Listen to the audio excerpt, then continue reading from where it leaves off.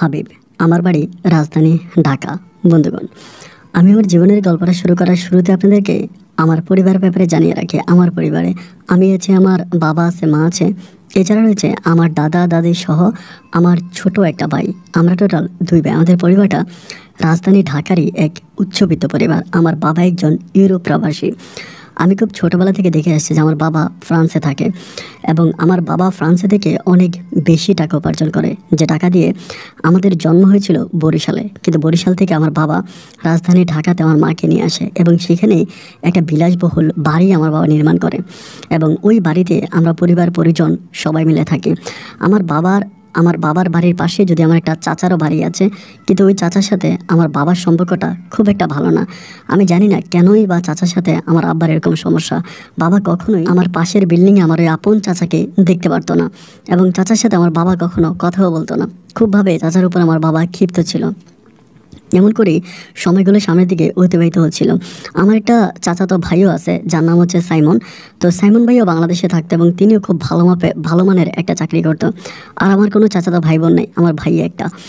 তো এমন করে আমি দেখতাম যে সময়গুলো কাটতে কাটতে একটা পর্যায়ে আমি মোটামুটি অনেক অংশে বড় হই বলতে আমি এসএসসি পরীক্ষা দিই এবং এসএসসি পরীক্ষা দেওয়ার পরে আমি তখন রাজধানী ঢাকারই কোনো একটা কলেজে ভর্তি হই। কিন্তু আমি যখন কলেজে পড়ি ওই সময় একটা ব্যাপার আমি খেয়াল করে দেখি যে আমার বাবা কেমন জানি আমাদের প্রতি একটু টান ভালোবাসা কমিয়ে দেয়। যেমন আগে প্রতিদিনই আমাদের সাথে কথা বলতো, আমার সাথে, ছোটো ভাইয়ের সাথে, আমার আম্মুর সাথে। কিন্তু কয়েকটা দিন ধরে হঠাৎ করে, কয়েকটা মাস ধরে হঠাৎ করে আমরা খেয়াল করে দেখলাম যে বাবা আমাদের সাথে খুব একটা কথা বলে না, কেমন জানি নিজেকে একটু অন্য কোনো কাজে ব্যস্ত রাখতেছে। কলেজে দেখা যায় ব্যস্ত। এবং লাস্ট 4 ইয়ার্স হয়ে গেছে, 4 বছর হয়ে গেছে যে বাবা বাংলাদেশে আসে না। এর আগে কিন্তু প্রতি মাসেই, প্রতি বছরে একবার করে বাংলাদেশে আসতো। এই ব্যাপারটা নিয়ে আমার দাদা দাদি এবং মা সবাই খুব টেনশনে পড়ে যায়। কী ব্যাপার, উনি এরকমটা কেন করতেছে বা এরকমটা করার কারণটা কি? তো আমার দাদা দাদি কয়েকদিন আমাদের বাসায় থাকতো এবং কয়েকদিন হচ্ছে আমার কাকার বাসায় থাকতো, ওভাবেই থাকতো। তো এমন করতে করতে আমার মা তখন কি করে, আমার মা কিন্তু আবার একটু জিন ভূত পরি এগুলোতে বিশ্বস্ত ছিল আর কি। তাবিজ তোমান, তাবিজ কবজ, এগুলোতে আমার বিশ্বাস অনেক বেশি ছিল। তো আমার আম্মা একদিন সকালবেলায় খুব কান্নাকাটি করতেছে, কোথায় জানি গেছিলো, আইসা প্রচণ্ড রকমের কাঁদতেছে। তো আমি তখন কলেজে যাব, কলেজে যাওয়ার জন্য রেডি হয়েছিলাম। তো মায়েরও কান্নাকাটি দেখার পর আমি আর কলেজে গেলাম না, যে মা কী হয়েছে আমাকে বলো।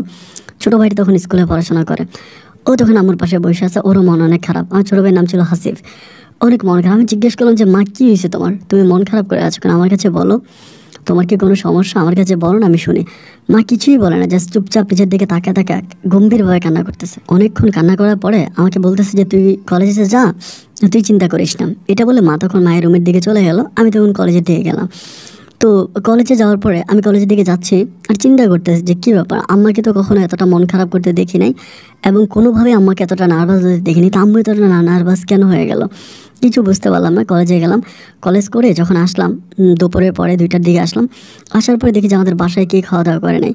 দাদা দাদি আমাদের বাসায় ছিল এবং মা, ছোটো ভাইয়া, কাজের মেয়ে ছিল, কেউ খাওয়া দাওয়া করে নাই এবং সবাই না খেয়ে আছে। তো ঘরে আসার পরে এমন একটা পরিবেশ দেখে আমি তখন বুঝতে পারতেছিলাম না যে কী। আমি তখন মায়ের রুমে গেলাম। মায়ের রুমে গিয়ে আমাকে ঝরে ধরে কান্না করতেছে যে আম্মা তুমি আমার কাছে সত্য করে বলো যে কী হয়েছে, খুব কান্না করতেছে। মা তখন আমাকে বলে যে অনেক বড় সমস্যা হয়ে গেছে। তাই আমি বললাম যে অনেক বড় সমস্যা কি? আমার মা বলে তোর বাবা বিদেশে একটা বিয়ে করছে। তা আমি তখন বললাম যে বাবা যে বিদেশে বিয়ে করছে এটা তুমি কীভাবে জানলা, কেন, কীভাবে বললা? মা তখন বলতেছে যে আমি একটা হুজুরের কাছে গেছিলাম এবং তিনি কোরআন শরীফের মধ্যে দেখে ওইগুলো দেখুন আমাকে বললো এবং সেখানে নাকি তোর বাবার একটা সন্তানও আছে, মেয়ে সন্তান। আমি তখন বললাম যে এটা তুমি কেমন কথা বললা, বাবা তো কখনো এরকম কোয়ালিটির লোক না, বাবা 5 ওয়াক্ত নামাজ পড়ে, রোজা রাখে, দিনের পথে চলে, যথেষ্ট পরিমাণের ভালো একটা লোক, বাবা তো এরকম না। তাহলে তুমি বাবাকে নিয়ে এরকম মন্তব্যটা কেন করতেছো, এটা তোমার ভুল ধারণা। আমার মা বলে আমার ধারণা মোটেও ভুল না, আমি যেটা বলেছি এটা একদম ঠিকঠাকই বলেছি, তোর বাবা আসলে ওখানে একটা মহিলাকে বিয়ে করছে। তো আমি তখন বললাম যে এরকম হতে পারে না। তো কথাবার্তার কিছুক্ষণ পরে আমার বাবা তখন আমার নাম্বারে কল করে। তো আমার নাম্বারে কল করে আমি তখন রিসিভ করি, বললাম যে বাবা তুমি কেমন আছো? মা তখন ইশারাতে বলছে কিছু বলিস না ওরকম করে।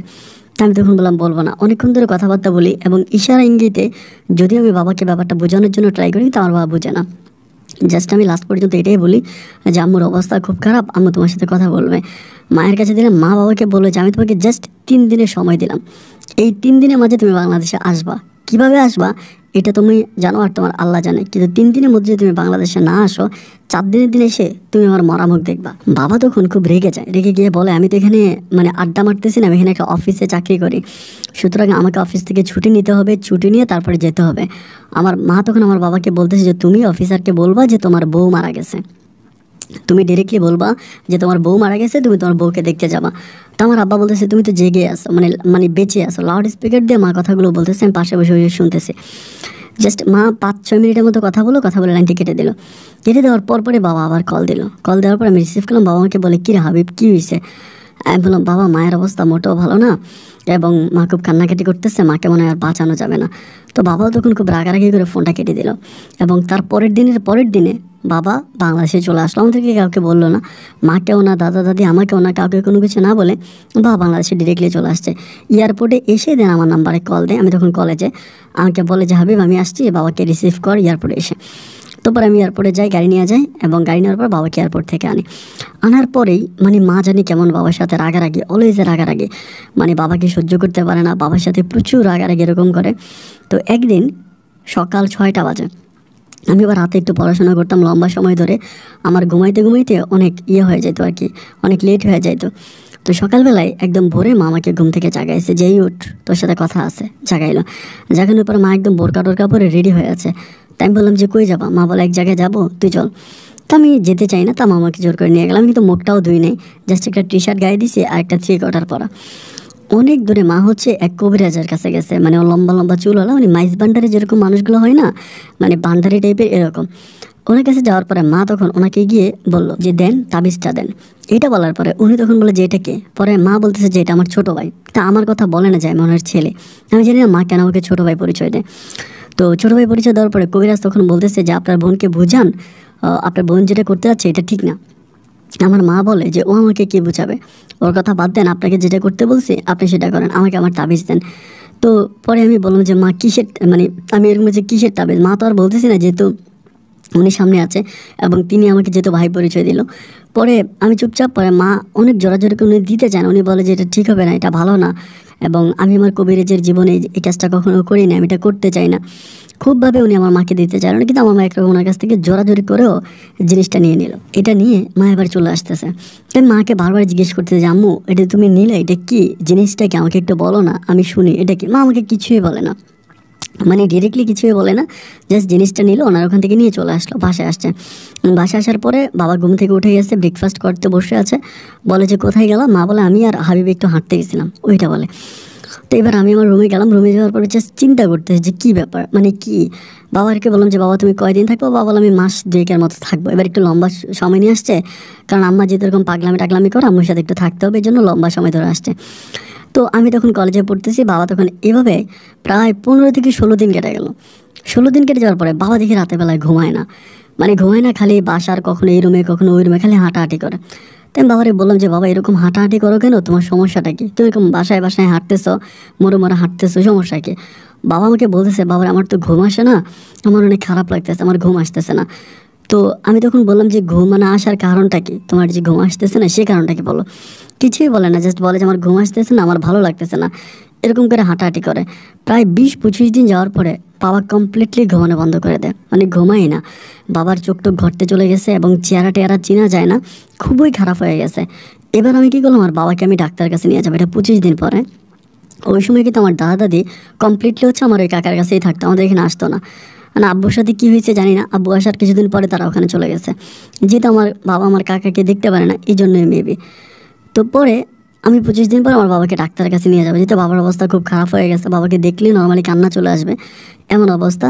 আমি বললাম যে বাবা চলো ডাক্তারের কাছে চলো। এইবার তো মামার সাথে খুব রাগারাগি শুরু করছে, কেন ডাক্তারের কাছে কেন নিতে হবে, তুই এরকমটা শুরু করলে কেন, আমাকে এগুলো বলতেছে। আমি তখন বললাম যে বাবার অবস্থা খারাপ হয়ে যাচ্ছে, তো বাবাকে চিকিৎসা করতে হবে না, বাবার চোখ টোক ঘরতে চলে গেছে, বাবা ঘুমায় না আজকে অতদিন। মা বলে ঘুমাইতে হবে না, এরকম লোকদের ঘুমাইতে হয় না যাদের চরিত্রে সমস্যা আছে। তো আমি কিছুই বুঝলাম না কি হলো, এবং তারই কিছুদিন পরে আমার আব্বা একেবারে গম্ভীর হয়ে গেল। মানে গম্ভীর বলতে এতটাই গম্ভীর, যেখানে বসে এখানে বসে আছে, খাবার খাচ্ছে তো খাচ্ছে, ঘুমাচ্ছে যে ঘুমাচ্ছে, মানে বাবা কমপ্লিটলি এই জগৎ থেকে যেন অন্য কোনো একটা জগতে চলে গেছে। নিজের উপর নিজের সমস্ত কিছু হারাই ফেলছে, নিজের উপর নিজের কন্ট্রোলিংটা হারাই ফেলছে। এবং মাঝে মাঝে বাবা এমন সব কাপড় চোপড় পরে ঘরে বসে থাকে যেটা দেখলে আমাদের নিজেদেরও লজ্জা লাগে, কিন্তু জানি না যে বাবা কেন এরকম কাপড় পরিধান করে, এরকম কাপড় বাবা কেন পরে, কিচ্ছু বুঝে না। সময়গুলো ঠিক এভাবেই সামনের দিকে যেতে যেতে একটা পর যেমন বাবা পরিপূর্ণভাবেই পাগল হয়ে গেল। পাগল এমন হয়েছে যে বাবা মানে শুধু শুধু কথা বলে, আমাকে, ছোট ভাইকে, মাকে, কাউকেই চিনতে পারে না। একটা রুমের ভিতর আমার মা তখন কী করতো, আমার বাবাকে শিকল দিয়ে বেঁধে রাখতো, মানে পায়ের মধ্যে শিকল বেঁধে তারপরে ঘরের মধ্যে রেখে দিত, এবং বাবাও ঠিক একইভাবে শিকল বান্ধ অবস্থায় থাকতো। তো একদিন জানালা দিয়ে আমি বাবার দিকে খেয়াল করলাম, এটা প্রায় 6 থেকে 7 মাস পরে, বাবা বাংলাদেশে আসার 7 মাস পরে। আর এরই মাঝে বাবা কিন্তু বাবার পাসপোর্ট টাসপোর্ট ডকুমেন্টারি যা আছে সব কিন্তু মা কবজা করে নিয়ে গেছে, সব আমার কাছে। 7 মাস পরে একদিন বিকালবেলা বাবার জন্য আমার খুব খারাপ লাগতেছে, মানে আমার অনেক বেশি কষ্ট হচ্ছে, কিন্তু বাবাকে অনেক লাভ করে, অনেক ভালোবাসি। তো বাবার জানালাটা খোলা ছিল, জানালা দিয়ে বাবার রুমের দিকে তাকায় দেখলাম যে বাবা এরকম হেলান দিয়ে, চোখের সাথে হেলান দিয়ে চোখের পানিগুলো ফেলতেছে, এরকম চোখের পানিগুলো পড়তেছে। ওইটা দেখার পরে আমার তখন এত খারাপ লাগলো যে আমি আসলে বলে বোঝাতে পারবো না। কিরে বাবা তো কান্না করতেছে। আমি তখন বুঝলাম যে বাবা কান্না করতেছে। তো আমি তখন কী করলাম, গিয়ে মানে চাবি দিয়ে রুমের দরজাটা খুললাম। মা কিন্তু তালা মেরে রাখা অলওয়েজ। ভিতরে ঢোকার পর দেখলাম যে বাবা এরকম শুয়ে আছে, মানে এরকম এলান দিয়ে আছে এবং কান্না করতেছে, প্রচুর কান্না করতেছে। তো বাবাকে আমি কখনো এতটা কান্না করতে দেখি না। আমি গিয়ে জড়াই ধরে কপালে চুমু দিই, বাট আমাকে চিনে না, সরাই দেয়, আমাকে ধাক্কা দিয়ে সরে দেয় আর কান্না করে। পরে আমি চিন্তা করলাম যে কী ব্যাপার, আমার বাবাটি এরকম হয়ে গেল কেন। হঠাৎ করে আমার ওই জিনিসটা মনে হলো যে আরে একদিন তো আমার মা একদিন ভোরে আমাকে নিয়ে একটা হুজুরের কাছে গেছিলো। হুজুর তো বারবার আমার মাকে মানা করছিল যে না এটা করো না, এটা করলে ঠিক হবে না, এটা করলে ভালো হবে না, কিন্তু আম্মু তো এরপরে জোর করে এটা করছে। তার মানে আমার মা মনে হয় আমার বাবাকে কিছু একটা করছে, নাহলে তো বাবা এইভাবে হঠাৎ করে মানসিক রোগী হয়ে যাওয়ার তো কোনো কারণ নাই। আমি তখন ব্যাপারটা পুরোপুরি বুঝতে পারি। বুঝতে পারার পরে দেন আমি তখন ওই হুজুরের কাছে যাই। ওই দিন রাতের বেলায় যাই, রাত 8টার দিকে গেলে আমি হুজুরের সাথে কথা বলি। হুজুর আমাকে চিনতে পারে না, আমি অন্যভাবে কথা বলি, অন্য বিষয় নিয়ে কথা বলি। কথাবার্তা বলে হঠাৎ করে আমার মাথায় এই জিনিসটা আসলে, এখন যদি আমি হুজুরকে বলে দিই আমার বাবার ব্যাপারগুলো বা আম্মুর ব্যাপারগুলো, তাহলে হুজুর করবে কি আমার আম্মাকে জানাই দেবে, আম্মা তখন আমাকে আবার প্রেশার দেবে, প্রেশার দিয়ে আমাকে এখান থেকে সরাই নেবে। এই নয় করে আমি যে কলেজে পড়তাম ওই এরিয়াতে আমাদের কলেজের আমি যে দল করতাম ওই দলের সভাপতির বাড়ি ছিল ওই লোকটার বাড়ির পাশেই, যে হুজুরটা ওনার বাড়ির পাশে। আমি সভাপতির সাথে আমার অনেক ভালো সম্পর্ক। আমি ওনার কাছে গেলাম, গিয়ে ওনাকে বললাম যে এমন এমন ঘটনা এবং এগুলো হচ্ছে, সো আমি এটার একটা প্রতিকার চাই, এরকম এরকম সব কিছু বলার পরে উনি তখন আমাকে বলতেছে অবশ্যই তুমি যেটা বলতেছো এটা আমরা অবশ্যই করবো, তুমি কালকে বিকেলে আমার সাথে আসো, আমি হচ্ছে ডিরেক্টলি ওর মানে ওই কবিরাজের বাসায় যাব। তো পরের দিন বিকেলবেলা আমি ওই সভাপতির বাসায় গেলাম, আমাদের কলেজেরই। উনি তখন আমাকে নিয়ে বিপি হয় আর কি, উনি তখন আমাকে নিয়ে ওই জায়গায় গেছে, মানে ওই বাসায় ওই কবিরাজের বাড়িতে গেছে। যাওয়ার পরে উনি ডিরেক্টলি কবিরাজকে বলেছে ওকে চিনেন? তো বলে না চিনি না। বলে অনেক দিন আগে ওর মা ওর বাবার জন্য কী জানি নিয়ে গেছিলো আপনি এখান থেকে সকালবেলা। ওরকম করে যখন বুঝাইতে, আমি যখন সব কিছু ডিরেক্টলি বলি যে এগুলো বলে বলার পরে উনি যখন বলে হ্যাঁ চিনতে পারছি, হ্যাঁ চিনতে পারছি, মনে আছে ওর মা তাবিজ নিয়ে গেছিলো ওর বাবার জন্য। পরে ওই আমার বড় ভাই তখন জিজ্ঞেস করতেছে যে কিসের তাবিজ নিয়ে গেছিলো, কী তাবিজ। তা উনি তখন বলেছে যে উনি ওনার হাজব্যান্ডকে পাগল বানানো তাবিজ নিয়েছিল, যাতে একদম পাগল হয়ে থাকে। তো সবাই তখন বলেছে যে এরকম তাবিজ আপনি দিলেন কেন? বলে বাবারা আমি তো এই ধরনের কাজই করি, এটা করে তো আমার সংসার চলে। বললো যে ওনার হাজব্যান্ড নাকি বিদেশে কোথায় নাকি বিয়ে করছে, ওনাকে ছেড়ে চলে যাচ্ছে এবং উনি পাগল হলে ওনার হাজব্যান্ডকে উনি সাথে রাখতে চায়, এই জন্য উনি এই কাজটা করছে। পরে আমি গিয়ে ওনার পা চেপে ধরলাম, কবিরাজের ধরে বলতেছি যে হুজুর আমার বাবার অবস্থা খুব খারাপ, আমার বাবা মনে হয় বাঁচবে না, খাওয়া দাওয়া করে না, ঘুমায় না, খুব বাজে অবস্থা, আপনি আমার বাবাকে বাঁচান। তো উনি বলে যে না রে বাবা, বাঁচানো মালিক তো আমি না, আমি যে তাবিজ করছি ওই তাবিজ অনুযায়ী তার গুণ হচ্ছে। আমি তখন বললাম যে আপনি তাবিজটা নষ্ট করেন, তাবিজটা নষ্ট করেন, যেভাবে হোক আপনি তাবিজটা নষ্ট করেন, আমি আমার বাবাকে বাঁচাতে চাই, কারণ আমার বাবা কিন্তু বাঁচবে না। বাবার অবস্থা এতটাই ক্রিটিক্যাল হয়ে গেছে যে বাবা ঠিকমতো খাওয়া দাওয়াই করতে পারে না, শোয়া থেকে উঠতে পারে না, খুবই দুর্বল হয়ে গেছে।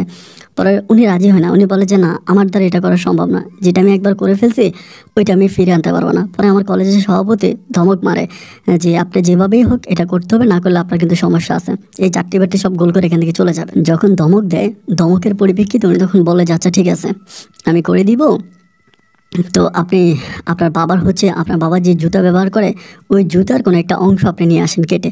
আমি তখন বললাম যে না আমার বাবার কোনো জুতা ব্যবহার করে না, কারণ বাবা ঘরের মধ্যেই থাকে, ঘরেই বাথরুম সব কিছু, বাবা কখনোই পায়ের মধ্যে জুতা দেয় না। আজকে 7-8 মাসের মতো আমি বাবাকে কখনোই জুতা ব্যবহার করতে দেখি নাই। উনি বলে ঠিক আছে তাহলে আপনার বাবা যে কাপড় ব্যবহার করে সেই কাপড়ের কোনো একটা অংশ আপনার আমাকে নিতে হবে কেটে। তো আমি বললাম ঠিক আছে। উনি আমাকে বললো তোমার মাথার চুল হলেও হবে। তা আমি গিয়ে বাবার মাথার চুল আর হচ্ছে মানে গেঞ্জির কাইটে একটু অংশ নিয়ে আসি, দুইটা নিয়ে আসি পরের দিনে। আইনা ওনাকে দিই, দেওয়ার পরে তাবিজ বানাই দেয়। উনি আমাকে বলে যে একটা কাজ করেন, মানে প্রথমে পানি পড়া দেয়, যে প্রতিদিন যেভাবেই হোক 2বার করে তার উপরে পানি পড়াটা ছিটাবেন এবং এই তাবিজটা তার বাম পায়ে বেঁধে দিবেন। তো পরে আমি চিন্তা করলাম যে বাবার বাম পায়ে যদি আমি বেঁধে দিই তাহলে তো মা দেখে ফেলবে। আমি তখন কবিরাজকে বললাম যে বাম পায়ে তো বাঁধা যাবে না, কারণ বাঁধলে তো আমার আম্মা দেখে ফেলবে, আপনি এছাড়া অন্য কোথাও করা যায় কিনা। উনি যখন আমাকে বলে যে ঠিক আছে তাহলে একটা কাজ করেন, আপনি এটা ওনার কোমরে বাঁধেন, কোমরে একদম নিচে বাঁধেন যেটা দেখা না যায়। আমি বললাম ঠিক আছে। তো এরপরে আমি ওই তাবিজটা নিলাম এবং আমাকে এটাও বলে যে আপনার বাবার শরীরে একটা তাবিজ আছে, দেখবেন ওই তাবিজটা খুলে ফেলবেন, যেটা আপনার বাবার গলার মধ্যে আছে, তাবিজটা গলার মধ্যে আছে, তাবিজটা খুলে ফেলবেন। তো পরে আমি ওইখানে গেলাম, যাওয়ার পরে দেখলাম হ্যাঁ ঠিক আমার বাবার গলায় খুব চিকন করে একটা তাবিজ বাঁধা আছে, যেটা কোনো রকমের তাবিজের কোনো খোলা নাই, শুধু কাপড় মানে কাগজ পেঁচানো এরকম। আমি তখন ওখান থেকে ওই তাবিজটা করলাম, খুলে আমার কবিরাজ আমাকে যেটা দিল এটা হচ্ছে আমি আমার বাবার পা মানে কোমরে বেঁধে দিলাম। বেঁধে দেওয়ার পরে যাই হোক এভাবেই অতটুকুই করলাম। দেন করার পরে আমি তখন ওই কবিরাজ যেভাবে আমাকে বলতেছে ওভাবে আমি ট্রিটমেন্ট করতেছি। পাক্কা 1 মাস পরে আমার বাবা আস্তে আস্তে আস্তে আস্তে একটু জ্ঞান ফিরে আসে। আর এরই মাঝে কিন্তু আমাদের সভাপতি কিন্তু আবার বলে গেছে কবিরাজকে যে যে কোনোভাবেই যদি ওর মা যদি ওর বাবার জন্য পুনরায় কোনো কিছু করতে আসে তাহলে কিন্তু আপনি এটা করবেন না, এটা কিন্তু আপনি করবেন না, এবং এটা করলে কিন্তু আপনার অবস্থা খুব খারাপ হয়ে যাবে, এটা কিন্তু আপনাকে আমি করতে দেবো না, আপনি করবেন না, ওরকম করে বলে আচ্ছা ঠিক আছে। ওর মায়ের কথা আমি আর কিছুই করবো না, সভাপতির কথায় কবিরাজ তখন রাজি হয়। বাবা তখন মোটামুটি সুস্থ হয়, সুস্থ স্বাভাবিক হওয়ার পরে আমাকে আমার কলেজের সভাপতি একদিন আমাকে ডেকে নিয়ে বলতেছে যে হাবিব তোমার আম্মা তো বারবার ওই কবিরাজের কাছে যাচ্ছে, কবিরাজকে ডিস্টার্ব করতেছে। বাবা কিন্তু তখন মোটামুটি একটু সুস্থ হয়েছে। তো আমি বললাম যে কী বলেন? পরে বলে যে হ্যাঁ কবিরাজ কিন্তু চুরি করে তাবিজ টাবিজ দিয়ে দিতে পারে আমাকে না জানায়, এরকম হতে পারে, তুমি তোমার আম্মাকে যেভাবে পারো সামলাও, কারণ তোমার আম্মাই বেশি ঝামেলা করতেছে। পরে একদিন আমি আমার চাচার বাড়িতে যাই, আমি আমার চাচার বাড়িতে যাইতাম, যদি আমার বাবা যাইতো না আমি যাইতাম, গিয়ে আমার দাদাদিকে ব্যাপারগুলো জানাই যে দেখো এমন এমন ঘটনা, আমার মা এরকম এরকম করে তাবিজ করছে একবার, আমি এমনি এমনি বাবাকে ভালো করছে, এখন পুনরায় আবার তাবিজ করছে। এইটা বলার পরে আমার দাদা তখন খুবভাবে রেগে গেল, রেগে গিয়ে ওই বাসা থেকে এসে আমার মাকে খুব গালাগালি করলো, এত যে গালাগালি করলো বলার মতো না। কিন্তু মা কিন্তু জানতো না যে আমি কাকার কাছে মানে আমি তাদের কাছে বলে দিতে। তো মা আমাকে জিজ্ঞেস করলো কিরে তোর দাদাকে কিছু বলছিলি? আমি বললাম না আমি কিছু বলি না, আমি জানি না কীভাবে কী হয়েছে। এরপরে দাদা দাদি মানে পরিপূর্ণভাবে আমার বাবার উপরে কেয়ারিং, মানে তারা তখন আমার কাকার বাড়ি থেকে চলে আসে, অলওয়েজ আমার বাবাকে খাওয়াই দিচ্ছে, ঠিক করতেছে। এরকম করে প্রায় 6 মাস পর্যন্ত আমার বাবা কমপ্লিটলি এরকম অবস্থায় থাকে এবং আস্তে আস্তে 6 মাস পরে পরিপূর্ণভাবে ঠিক হয়। এবং যখন ঠিক হয় তখন আমার বাবা সম্পূর্ণভাবে ঠিক হয়। ঠিক হওয়ার পর আমার আব্বার কিন্তু ওখানকার মানে কাগজপত্র সব ওইখানকার ছিল আর কি, ফ্রান্সের। তো পরে আমার বাবা আমার মাকে বলতেছে একটা কাজ করো, আমার পাসপোর্টগুলো দাও, আমি ফ্রান্সে যাব। বাবাকে কিন্তু বলা হয় না যে মা এই কাহিনিগুলো করছে। তো মা তখন বাবাকে পাসপোর্ট দিচ্ছে না, যতভাবেই বাবা বলে যে আমার পাসপোর্ট দাও, মা তখন পাসপোর্ট দেয় না। এরকম করে আমার বাবা সমস্ত ব্যাপারগুলো আমার দাদাকে বলে, এমনি এমনি বলে মনে হয়। বলার পরে কয়েকদিন পরে আমার বাবা একদিন আমাকে জিজ্ঞেস করে যে হাবিব তুই বাবার কাছে সত্য করে বলবি তো আমার আসলে কী হয়েছিল এই বিগত মাসগুলোতে? আমি তখন বাবাকে কিছুই বলি না যে না কিছু হয় নাই। পরে বাবা আমাকে বলে দেখ আমি তোর আম্মুর কাছে বলবো না, আমি জানাবো না, তো দাদাভাই কিন্তু আমাকে সব কিছু বলছে। তো আমি বললাম যে দাদাভাই যদি সব কিছু বলেই থাকে তাহলে তুমি জানতেই পারছো, আমাকে কেন জিজ্ঞেস করতেছো? আমার বাবা বলে তোর দাদাভাই যেটা বলছে এটা কি সত্য? আমি বললাম হ্যাঁ এটা পরিপূর্ণই সত্য, মা এটা করছে। আমার বাবা তখন বলে তুই দেখ আমি তোর আম্মুর জন্য কী না করছি, এই পরিবারের জন্য কী না করছি। তোর আম্মা গ্রামের বাড়িতে থাকতো, গ্রামের পুকুরে গিয়ে হাঁড়ি পাতিল ধুইতো, ওখানে রান্নাবান্না করতো, লাকি দিয়ে রান্নাবান্না করতো, গ্রামে কত গরমে কত কষ্ট পাইতো, খাওয়ায় না খাওয়ায় কত কষ্ট থাকতো রোদে বানে। অথচ আমি গ্রাম থেকে তোর মাকে শহরে এত বড় একটা বাড়ি বানায় শহরে এনে দিছি, এবং সেখানে আমি এসির ব্যবস্থা করেছি যাতে তোর মায়ের গায়ে গরম না লাগে। এত কিছু করার পরেও তোর মামার সাথে এই কাজটা কীভাবে করলো বলতো? আমি তখন বললাম বাবা মা তো ইচ্ছে করে নাই, মা তো বাধ্য হয়ে করছে। বাবা বলে যেমন? আমি বললাম যে তুমি নাকি ওখানে একটা বিয়ে করছো, তোমার নাকি বউ আছে, মাকে কোন কবিরাজ বলছে? আমার বাবা বলে দেখ আমি কোনো বিয়েও করি নাই, ওইখানে আমার কোনো বউও নাই, এটা পরিপূর্ণভাবে মিথ্যে কথা। আমি নিজে একটা বিজনেস ধরেছিলাম, ওই বিজনেসের কাজে আমি একটু ব্যস্ত ছিলাম, এবং ওই বিজনেসটাকে ডেভেলপ করতে গিয়ে আমি তোদের সাথে খুব একটা যোগাযোগ করতে পারিনি, তোদের সাথে কথাবার্তা বলতে পারিনি। কিন্তু বাবা দেখ আমি কখনোই খারাপ কোনো কিছু করিনি এবং খারাপ কোনো কাজের সাথে আমি লিপ্তও না। বাবার মুখে কথাগুলো শোনার পরে আমি তখন ভীষণ অবাক হয়ে গেলাম যে কিরে তাহলে তো আমার মা যেটা করেছে এটা সম্পূর্ণ ভুল করেছে, আম্মা তো কাজটা ঠিক করে নেই। আমি তখন বাবাকে বললাম যে বাবা তুমি যেমনি পারো আমার কাছ থেকে পাসপোর্টগুলো নিয়ে তুমি চলে যাও আবার বিদেশ, এটা বলে, কারণ আম্মা যে কোনো সময় আবার যে কোনো কিছু করতে পারে। তো এরপর থেকে শুরু হয় এক নতুন কাহিনী। তা হলো প্রত্যেক দিন আমার বাবা মা দুজনে তুমুল পরিমাণে ঝগড়া করে, মানে এত যে ঝগড়া করে বলার মতো না। রাতের বেলায় কোনো মানুষ ঘুমাতে পারে না বাসায়। সারাক্ষণই আমার বাবার কথা একটা থাকে যে আমার পাসপোর্ট দাও, আমার ডকুমেন্ট দাও, আমার কাগজপত্র দাও, এগুলো দাও। কিন্তু আমার মা কোনো কিছুই দিতে রাজি না, মা কিছুই দেয় না। বাবা সারাক্ষণই আমার সাথে ঝগড়া করতে থাকে এই একটা ব্যাপার নিয়ে। আমার বাবা এবং মায়ের মাঝে অলওয়েজ 24টা ঘন্টা ঝগড়া লেগেই থাকে। ঝগড়া এমনভাবে ঝগড়া করে যে কেউ কাউকে মানে গায়ে পর্যন্ত হাত তোলে, এরকম অবস্থা। তাদেরই বাসার মধ্যে এরকম ফাইটিং টাইটিং দেখার পরে আমার দাদা তখন পুনরায় আমাদের বাসা থেকে আমার কাকার বাসায় চলে যায়। তো একদিন রাতের বেলায়, শুক্রবার রাত ছিল, আমি একসাথে নামাজ পড়ছিলাম। নামাজ পড়ে এসে আমরা মানে জুমার নামাজ একসাথে পড়ছি এবং এশার নামাজও আমি আর বাবা একসাথে পড়ছি। আমি তখন হচ্ছে ইন্টারমিডিয়েট ফাইনাল পরীক্ষা দিব আর কি, ওই একটা পর্যায়ে আছে, ফাইনাল পরীক্ষা দিব। তো আমার ফাইনাল পরীক্ষা একদম সামনে ছিল, ইন্টারমিডিয়েট ফাইনাল পরীক্ষা খুব সামনে ছিল।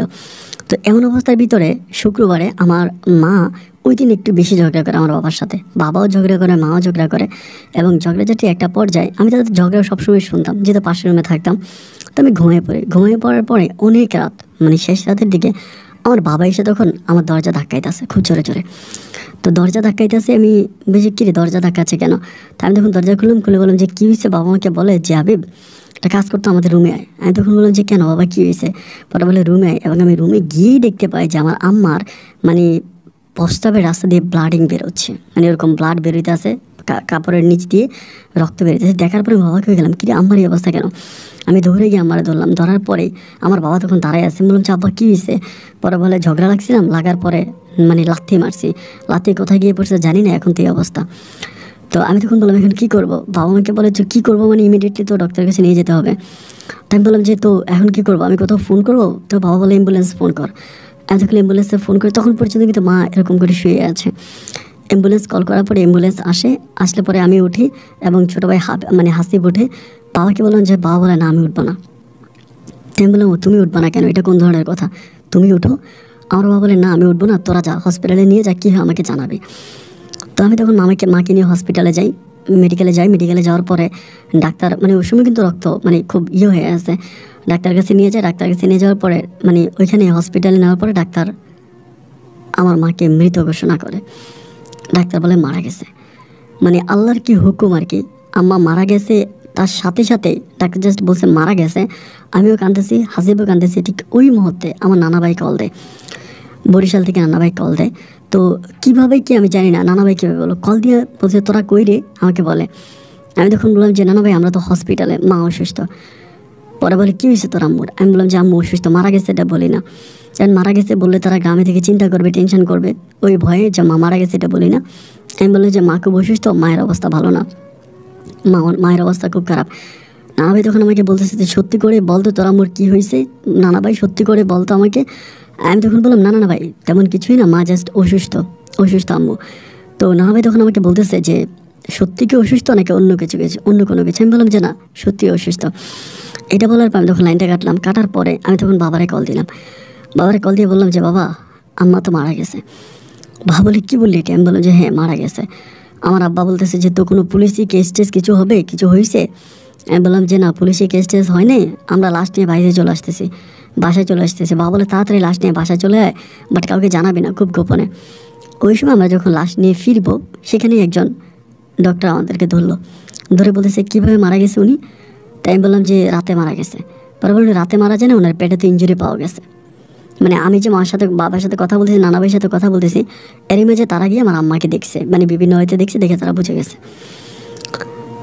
পরে আমি চিন্তা করতেছি এখন কি করব, মানে খুব টেনশনে, মানে মাথার মধ্যে খুব টেনশন হয়ে গেছে, কি আল্লাহ এখন কি করা যায়, মানে কী যে করবো মাথার মধ্যে কিছুই আসতেছে না। পরে আর মাকে দিতেছে না, ওইখানে তারা রেখে দিয়েছে যে তারা পুলিশ কল করে দিছে, পুলিশ আসছে। এবং বাবাকে কল দিতেছি, এরপরে বাবা জাস্ট আমি যখন বাবাকে এটাই বললাম যে বাবা লাশ তো এখানে হসপিটালটা ডাক্তার আটকায় রাখছে, লাশ তো বেরিয়ে দিচ্ছে না। এই কথা বলার পরে বাবা তখন লাইনটা কেটে দিচ্ছে। এরপরে যখন বাবার নাম্বারে কল দিচ্ছে, বাবার নাম্বারটা বন্ধ, বাবার নাম্বারে লাইন পাই না। লাইন না পাওয়ার পরে আমি আবার আমার নানা, আমার দাদা দাদি সবার নাম্বারেই কল দিছি, বাট কেউ ওই সময় আর মানে আমার কোনো কল রিসিভ করতেছে না। বাধ্য হয়ে তখন আমি মানে একদম পুরো বিপদগ্রস্তে আমি তখন আমার নানাভাইকে আবার কল করি। নানাভাইকে কল করে বললাম যে নানাভাই এমন ঘটনা, আম্মু তো মারা গেছে। নানা ভাই ওখান থেকে চিৎকার দিয়ে ওঠে। তারাও তখন আসে, বরিশাল থেকে তারা আসতেছে, পুলিশে মামলা টামলা করে আমাদের বাড়িতে যায়। বাড়িতে গিয়ে কাউরে পায় না, আমাদের বাসায় কাউরে পায় না। দাদা দিকে যায়, তাদের বাসায় যায়, ওইখান থেকে স্টে মিস্টে করে আসে। মাকে তখনও মায়ের লাশ মর্গে রাখে। সকালবেলা তখন সকালের অনেক পরে আমার দাদা দাদি তখন আসে। তারা আস্তে আস্তে প্রায় বিকেল 3টার মতো বেঁচে যায়। ওই সময় পর্যন্ত লাশ কিন্তু হসপিটালেই পড়ে আছে, হসপিটাল থেকে লাশ বের করে নেয়। তো ওইখান থেকে আমার নানা নানি তখন লাশ বের করে। লাশ বের করার পরে আমাদেরকে জিজ্ঞেস করে, এখন আমার ছোটো ভাই হাসিব বলে দেয়। আমি কিন্তু বলি না, ও বলে দিচ্ছে বাবা লাথি মারছে, বাবা লাথি মারার পরে মা মারা গেছে। মানে ও রাগের বশবর্তী হয়তো, ছোটো মানুষ রাগের বশবর্তী বলে দেয়। বলে দেওয়ার পর আমার নানা ভাই তখন কী করে, আগে মামলা করে, গিয়ে আমার বাবার নামে মামলা করে, লিখিতভাবে মামলা করে। দাদা দাদি এবং আমার কাকা সবার নামে মামলা করে দেন উনি তখন কী করে, ওইখান থেকে লাশ নিয়ে আর কোথাও যেন ডিরেক্টলি বরিশালে চলে যায়, আমাদেরকে নিয়ে যায়। আমাকে আর হাসিফকে সাথে করে নিয়ে লাশ বরিশালে নেয় এবং বরিশালে নিয়ে আমার বাবার সাথে যোগাযোগ করার অনেক চেষ্টা করে। তাদের মোবাইলে বন্ধ, আমার কাকার মোবাইলে বন্ধ এবং আমার দাদা দাদির সবার মোবাইল বন্ধ। কারো নাম্বারে আর কোনো লাইন পাওয়া যায় না, তাদের সবার ফোন বন্ধ। তখন আমার নানা ভাই খুব টেনশনে পড়েছে এবং ফোন বন্ধ থাকার পরে তখন লাশ দাফন করে দেওয়া হয়। লাশ দাফন কাফনের ব্যবস্থা করে বরিশালে। তো লাশ দাফন করার পর আমি তখন ওখানেই পড়ে আসছি। আমি তখন ইন্টারমিডিয়েট পরীক্ষাটা দিতে পারলাম না। ইন্টার যে ফাইনাল পরীক্ষাটা সামনে ছিল, আমি পরীক্ষাটা দিতে পারিনি। না দিতে পারার পরে এদিক দিয়ে তো অনেক প্রায় 3 দিনের মতো কেটে গেছে। আমি আমার দাদার বাড়িতে নানার বাড়িতেই পড়ে আছি বরিশালে। 3 দিন পর আমার বাবা আমাকে কল দিয়ে আমাকে বলতেছে, বাবা না অন্য একটা নতুন নাম্বার থেকে কল দিয়ে বলে যে হাবিব তোরা কোথায়? আমি বললাম যে আমরা তো বরিশালে। পরে বলে তোর আম্মু নাল। আমি কিন্তু বাবা কলটা পাওয়ার পরে যখন আমি রিসিভ করছি বাবার কণ্ঠ শুনছি, আমি কিন্তু এখান থেকে সরে চলে আসছি, ওদের পাশে থাকিনি, ওখান থেকে সরে চলে আসছে। আসার পরে আমি বাবার সাথে কথা বলতেছি। আমি বললাম বাবা মায়ের অবস্থা, মাকে তো মাটি দেওয়া হয়েছে এবং তুমি তো আসলে না, তোমাকে সহ দাদা দাদি সবার নাম্বারে কল করা হয়েছে, সবার নাম্বার বন্ধ। তো বাবা আমাকে বলতেছে যে সবার নামে মামলা করা হয়েছে, সবার নামে মামলাগ্রস্ত এবং আমার নামে মামলা করা হয়েছে। তো তুই বাবাকে ইনফরমেশন দিবি, কখন কি হয় না হয় সব কিছু আমাকে জানাবি, আমি ডিরেক্টলি সব কিছু জানবো, কখন কি হচ্ছে না হচ্ছে এগুলো সব কিছু জানবো। এমনভাবে মামলা করে এবং মামলার এতগুলো ধারা দিয়ে দেয় যে আমার বাবা বেঁচে থাকাটা অনেক কষ্ট হয়ে যায়। বাবা এতভাবে বিপদে পড়ে যায়। প্রায় 1 মাস পর্যন্ত আমরা আমাদের দাদার বাড়িতে থাকি, নানার বাড়িতে থাকি। 1 মাস পর্যন্ত কিন্তু তারা অলওয়েজ আমাকে বলতো যে হাবিব তোমার বাবার সাথে যোগাযোগ করো, কথা বলো, কোনোভাবে তোমার বাবাকে বরিশালে নিয়ে আসো বা কোথায় আছে সেই ঠিকানাটা নাও, আমরা তার সাথে দেখা করবো। বা আমাকে কিন্তু এটা বলে যে বাবার ক্ষতি করবে। বাবা যতই গোপনে আমার সাথে যোগাযোগ করতো, শুধু আমাকে বলতো যে তুই কখনো আমার ঠিকানা বলবি না, আমি কোথায় আছি না আছি, এবং তারা পাইলে কিন্তু আমাকে জেলে ঢুকাই দিবে, এগুলো বলতো। এবং বাবাকেও সেভ করার জন্য, মা মরেই গেছে, মাকে তো আর ফিরে পাবো না, মা তো মারাই গেল, তাহলে বাবা তো আছে, সুতরাং বাবাকেও যদি মেরে ফেলে তাহলে তো সবই হারাইলাম। সেই জন্য আমি আর বাবাকে, কিন্তু হাসিবের অনেক রাগ আমার বাবার উপরে, হাসিবের কথা যে বাবাকেও মেরে ফেলবে পাইলে, এমন অবস্থা।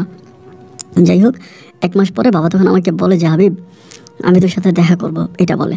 তো আমি বললাম যে কোথায়? বাবা বলে যে এরকম ঠিকানা, বাবার একটা ফ্রেন্ডের বাসা আছে, ওই বাসার ঠিকানা দেয়।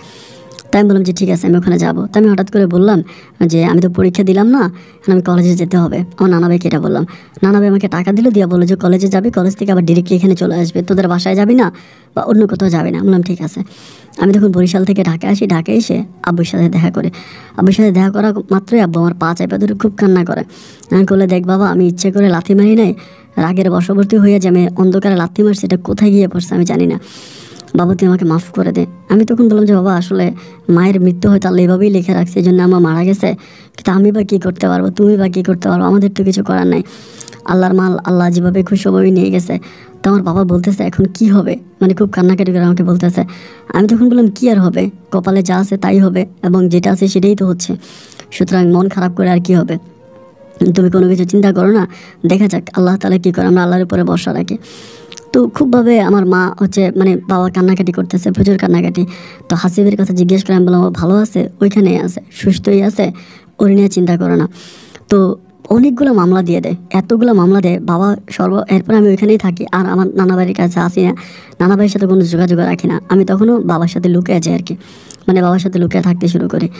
1 বছর পর্যন্ত আমার বাবার ওই ফ্রেন্ডের বাসায় থাকি এবং মামলার পরে মামলা শেষ পর্যন্ত বাবা বাধ্য হয় বাবার ওই বাড়িটা বিক্রি করে দেওয়ার জন্য। আমরা যে বাড়িতে থাকতাম ওই বাড়িটাও রাখার কোনো উপায় ছিল না, প্রতিনিয়তই পুলিশ আসতো এবং বাড়ি ভাড়াও দিতে পারতাম না। খুব বিপদে পড়ে প্রায় 1.5 বছর পরে বাবা তখন ওই বাড়িটা সেল করে দেয়। 1.5 বছর পর্যন্ত আমার ভাই হাসিফ কিন্তু নানা বাড়িতেই থাকে এবং 1.5 বছর পরে আমি তখন আমার ভাই হাসিফের সাথে যোগাযোগ করি, অনেকগুলো মাধ্যমে যোগাযোগ করে হাসিফকে বলি যে হাসিফ তুই বাবার কাছে চলে আয়, আমি আর বাবা তো একসাথে আসি। ও কিন্তু তখন অনেকটা সফট হয়ে যায়, কারণ ওর নানু বাড়িতে ও শান্তি পাচ্ছিল না। সবাই ওর সাথে মানে আমাকে নিয়ে, আমার বাবাকে নিয়ে খোঁটা দিতেছিল, আমাদেরকে নিয়ে বিভিন্ন কথা বলতেছিল, অনেক বাজে কথা বলতেছে। তো ওই কথাগুলো শুনতো, তো ওর মনও খুব খারাপ হয়ে গেছে যে অলওয়েজ কেন আমাদেরকে নিয়ে এরকম করে কথা বলবে। এগুলো শুনতে ওর মন মানসিকতা খুব খারাপ হয়ে গেছে। ও আর ওদেরকে খুব একটা ভ্যালু দেয় না। ও তখন চলে আসবে, আমাকে বলছে যে ভাইয়া আমি চলে আসবো, তোমাদের সাথে আমি থাকবো, চলে আসবে এটা বলে। তাই আমি বললাম যে ঠিক আছে, তুই যদি চলে আসিস তাহলে চলে আয়, আমার সাথে থাকতে পারবি, আব্বু আর আমরা একসাথেই থাকবো, কোনো সমস্যা নেই। এইভাবে বললাম। তো বলে যে ঠিক আছে, সব কিছু মোটামুটি ভালোর দিকেই গেল। তার কয়েকদিন পরে ওকে আমরা নিয়ে আসলাম বরিশাল থেকে। আসার পরে বাবা, আমি ও, আমরা 3 জনে এক বাসায় ভাড়া থাকতাম। তো এক বাসায় ভাড়া থাকতাম। এখানে আমার চাচা কিন্তু অনেকটা কাহিনী করছে। আমার বাবা যখন বাড়িটা বিক্রি করে, আমি কিন্তু মোটামুটি ভালো টাকায় বিক্রি করতে পারতাম, অনেক ভালো টাকায়। তো আমার কাকার কারণে বাড়িটা ভালো জায়গায় আমরা বিক্রি করতে পারি না। যেখানে ভাড়াটি আসতো বা লোক আসতো, আমার কাকা বলতো যে বাড়ির নামে মামলা আছে, এই বাড়ির নামে এটা আছে ওইটা আছে, মানে অনেক বাজে কথা আমার বাবার নামে বলতো। বাবার নামে বাজে কথা বলে আমার নানা নানি যারা আছে তাদের সাথে ভালো হইতো, তাদের সাথে সম্পর্ক ভালো রাখতো আর কি। তো তাদের সাথে সম্পর্ক ভালো রাখার জন্য এগুলো করতো, কারণ তারা আমার মামলা আমার দাদা দাদির থেকে উঠে নিছে, আমার থেকে উঠে নিয়েছে, আমার কাকার কাছ থেকে মামলা উঠে নিছে। তো পরে আমি আর বাবা ভাই ভাড়াই থাকতাম ওইখানে। আমার ভাই হাসিব তখন পড়াশোনা করতো, আমি তখন পড়াশোনা করতাম না, কোনো পড়াশোনা করতাম না, এইভাবে বাবার সাথে পড়ে থাকতাম। তো দিন যেতে একটা পর্যায়ে হলো কি, আমার কাকার সাথে আমার বাবা যোগাযোগ করে দাদা দাদির ব্যাপারে, যে আমরা যেহেতু 2 ভাই একা থাকি, তো দাদা দাদিকে দিলে আমরা দাদা দাদির সাথে থাকতে পারবো, এর মধ্যে একা থাকি এরকম খারাপ লাগে। আমার দাদাদিকে আনতে বলে আমার বাবা, আমার কাকা ডিরেক্টলি বলে যে কোনোভাবেই তাদেরকে আনতে দেওয়া হবে না, এবং তাদের চাইও যাতে আমরা কখনো দেখতে না পাই, এমন ব্যবস্থায় নাকি কাকা করবে। মানে ডিরেক্টলি বলতেছে যে ও কখনো এখানে আনা যাবে না বা তাদেরকে আনতে দিবে না, কাকা ডাইরেক্ট মানা করে। আমার বাবা খুবভাবে বলে যে দেখ, আমার সন্তানগুলো একা থাকে বাসায়, আমার মনটাও খারাপ, ভালো লাগে না। এখন বাবা মা থাকলে তো ভালো লাগতো, মানে তাদেরকে আনার ব্যবস্থা করি। সে না, কাকা দিবে না। তো না দেওয়ার পর আমরা ওভাবেই পড়ে আছি। ওরকম করে পড়ে থাকতে প্রায় 3 বছর পর্যন্ত এই মামলাটা তারা চালিয়ে যায়। এবং 3 বছর পর আমার আব্বার বিদেশও ব্যাক করতে পারে না। তার মোটামুটি সব কিছু একটু ঠান্ডা হয়, ঠান্ডা হওয়ার পরে আমার দাদা, তখন আমার দাদি, এর মাঝে আমার একটা কথা বলতে ভুলে গেছি, আমার দাদিমণি কিন্তু মারা যায়। দাদাভাই থাকে। তো আমার আব্বা দাদাভাইয়ের সাথে দেখা করে। ওই সময় কাকার বাসায় আমার আব্বা একটু যাইতো, গিয়ে দাদার সাথে দেখা করতো। আমার দাদি মারা গেছে, আমার দাদিকে মাটি দেওয়ার জন্য কিন্তু আমার বাবা আসে নাই, এবং আমরাও যাই নাই, কারণ দাদিকে যেদিন মারা গেছে ওই দিন পুলিশ আমার কাকার বাড়ির আশেপাশে ছিল আমাদেরকে ধরার জন্য, আমাকে, ছোটো ভাইকে এবং বাবাকে ধরার জন্য। তো যার জন্য আর আমরাও ওভাবে কারোর সামনে প্রেজেন্ট হই নাই, আমরা ওভাবেই লুকাইছিলাম। তো থাকার পরে তো আমার দাদা করলো কি, আমার কাকাকে বললো, বাবাকে বললো যে আমার দাদার বাড়ি, মানে আমার কাকার বাড়ির আশেপাশে কোনো একটা বাসা ভাড়া করার জন্য, ওইখানে বাসা নিয়ে থাকতে। এটা আমার দাদাভাই বললো আমার বাবাকে। বলার পর আমার বাবা তখন এখানে একটা বাসা ভাড়া করলো, আমার দাদার মানে আমার কাকার বাড়ির পাশে একটা বাসা ভাড়া করলো। ওই বাসায় তখন আমি, বাবা এবং আমার ছোটো ভাই হাসিব আমরা একসাথেই থাকতাম। ওইখানে হাসিব তখন পড়াশোনা করতো। আমার বাবা তখন ওই সময় একটা রেস্টুরেন্ট দিয়েছিল, খাবারের রেস্টুরেন্ট, বিভিন্ন ধরনের খাবারের আইটেমের রেস্টুরেন্ট দিয়েছে। আমি আর বাবা মিলে তখন রেস্টুরেন্টটা চালাইতাম। এবং হাসিব পড়াশোনা করতো। এমন করে সময়গুলো কাটতেছিল। তো কাটতে আমার বাবা ওই বাসায় যাতায়াত করতো, আসতো। এরই মাঝে আমার যে একটা চাচাতো ভাই ছিল আর কি, সাইমন ভাই বিয়ে করছে। এবং আমার বাবা অলওয়েজ সাইমন ভাইয়ের ওয়াইফের সাথে কথা বলতো। মানে সাইমন ভাইয়ের বাবা মা কিন্তু খুব একটা ভালো ছিল না, মানে ওনার বউয়ের সাথে আর কি। ভাবির নাম ছিল হচ্ছে তৃপ্তি। তো তৃপ্তি ভাবির সাথে তাদের সম্পর্কটা ভালো ছিল না। মানে আমার ওই সাইমন ভাইয়ের মা বাবা দুজনেই তৃপ্তি ভাবির সাথে খুব খারাপ ব্যবহার করতো। এবং উনি কিন্তু অনেক বড় লোকের মেয়ে ছিল। ওনার বাবা মা দুজনেই মারা যায়। উনি ওনার নানার বাড়িতে থাকতো, এবং সেখানে উনি ঢাকাতে 6 তলা একটা বাড়ির মালিক, মানে 6 তলা ওনার নিজের বাড়ি আছে আর কি, ওই বাড়ির উনি মালিক।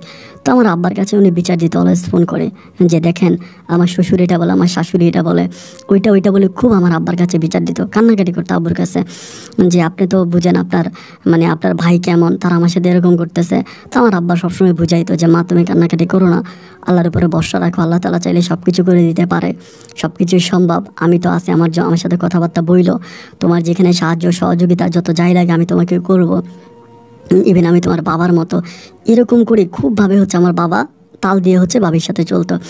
তাই বেশ কিছুদিন চলতে আমার বাবা একদিন দুপুরে আমাকে হঠাৎ করে বলতেছে যে বলে হাবিব তুই কি কাউকে ভালোবাসিস? বাবা আমাকে বলে। আমি তখন বললাম যে না বাবা, আমি কাউকে ভালোবাসবো? ভালোবাসার কোনো সময় কি আমার জীবনে আসছে?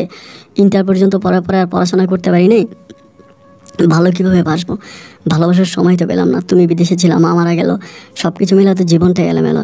বাবা আমাকে বলে একটা মেয়ে আছে, ভালোবাসবি? ডিরেক্টলি আমাকে বলে এরকম করে। তা আমি তখন বললাম যে বাবা এটা কী বলো, একটা মেয়ে আছে আমি ভালোবাসবো, কোন মেয়ে? আমার বাবা বলে তৃপ্তি। আমি তখন বললাম যে তৃপ্তিকে? আমার আব্বা বলে তোর চাচাতো ভাইয়ের বউ, সাইমনের বউ। আমি তখন বললাম যে ধর বাবা, তুমি কি আমার সাথে দুষ্টামি করো? বাবা মাঝে মাঝে আমার সাথে দুষ্টামি করতো রেস্টুরেন্টে বসে। তো আমি মনে করলাম যে আব্বা মনে হয় আজকে আমার সাথে দুষ্টামি করতেছে। তাই আমি বললাম যে বাবা দুষ্টামি করার কোনো সময় আমার নাই, এবং আমার দুষ্টামি করতে ভালো লাগে না, তুমি সাথে দুষ্টামি করতেছো কেন? এগুলো কী বলতেছো যে আমি তৃপ্তি ভাবিকে বিয়ে করবো? তৃপ্তি ভাবির বউ আছে না, সাইমন ভাই আছে না? পরে বলে ও তো সাইমনের সাথে থাকতে চায় না, এবং সাইমনের সাথে ওর সম্পর্কটা ভালো না, এবং খুবই খারাপ সম্পর্ক, তুই সাইমনের কাছ থেকে ওকে নিয়ে আয়, তুই এনে তুই ওকে বিয়ে কর, বাবা আমাকে বলে। আমি তখন বললাম যে বাবা আমি ওকে বিয়ে করব মানে তুমি কি বলো? আমার বাবা বলে আরে বাবা ওরে বিয়ে করলে মেয়েটাও দেখতে অনেক সুন্দর, এবং দেখ তোর মা তো মারা গেছে, আমি কোনো জায়গায় কোনো রকমের শান্তি পাচ্ছি না, প্রতিটা জায়গায় ডিপ্রেশন, টেনশন। এই মেয়েটা আমার নিজের মেয়ের মতো, ও যদি আমার বাসায় থাকে তাহলে আমি শান্তিতে থাকতে পারবো, আমি রিল্যাক্সে থাকতে পারবো, এবং আমার আর কোনো টেনশন হবে না। ও আমার বাসায় থাকলে আমি অন্তত একটা মানুষ পাবো যার সাথে আমি 2 মিনিট কথা বলতে পারি। তাই আমি বললাম যে আমরা তো অলওয়েজ রেস্টুরেন্টে থাকি, আমরা তো বাসায় আসার সময়ই পাই না, সো তুমি কখন রিল্যাক্সে ভাবির সাথে সময় কাটাবা? বাবা আমাকে বলে তুই প্লিজ এটা কর, আমার বাবা আমাকে বলে। তা আমি বাবাকে কিছু বলি না, বা বাবার সাথে ব্যাপারে আমি কথা বলি না। তারই 3 দিন পরে সাইমন ভাই কিন্তু আবার একটা ব্যাংকে চাকরি করতো, একটা সরকারি ব্যাংকে চাকরি করতো। ভাইয়া কিন্তু অনেক ভালো ছিল, এটা সত্য কথা। ভাইয়ের সাথে আমার বর্নিংটা, আমার সম্পর্কটা অনেক ভালো ছিল। তো 3-4 দিন পরে একদিন তৃপ্তিভাবে আমার নাম্বারে কল দেয়। কল দিয়ে আমাকে বলে হাবিব কী করো দুপুরবেলা? আমি তখন বললাম যে আমি তো গোসল করছি, খাওয়া দাওয়া করবো। তো যেহেতু বলছি গোসল করছি, উনি আমাকে গোসলের ব্যাপার নিয়ে অনেক কথা বলে, শাওয়ার করছি, কীভাবে করছি, বা কী পড়ি, এইসব নিয়ে মানে একটু মানে হয় না যে একটু নেগেটিভ টাইপের কথাবার্তা বলে। তাই আমি ওনার কথাবার্তাগুলো শুনি। আর আমার ভিতরে যেহেতু উনি আমার ভাবি হয় সম্পর্কে, আপন চাচাতো ভাইয়ের বউ, তাহলে তো আমার কোনো সমস্যা নেই। তো এইভাবে উনি দেখা যায় রাত 1:30 মিলে আমাকে কল দেয়, কল দিয়ে আমার সাথে কথা বলে। আমি তখন একদিন বাবারে বললাম যে বাবা তুমি কি মানে তৃপ্তি ভাবিরে কি বলছিলা আমার কল দেওয়ার জন্য? তুমি কি এটা বলছো? আমার বাবা বলে কেন, আমি বলতে হবে কেন? আমি বললাম যে না, ভাবি আমাকে অলওয়েজ কল দেয়, আমার সাথে কথা বলে, মানে কেমন জানি একটা আমার কাছে মনে হচ্ছে। আমার বাবা বলে তো ও তোরে কল দেয়, ও তোর সাথে কথা বলে, এতে আমার কি, মানে আমার কি? আমি বললাম যে না তো তোমার কিছু না, কিন্তু কেন কল দেয়, কী কারণে কল দেয়, কী বলতে চায়, ব্যাপারগুলো একটু অন্যরকম না?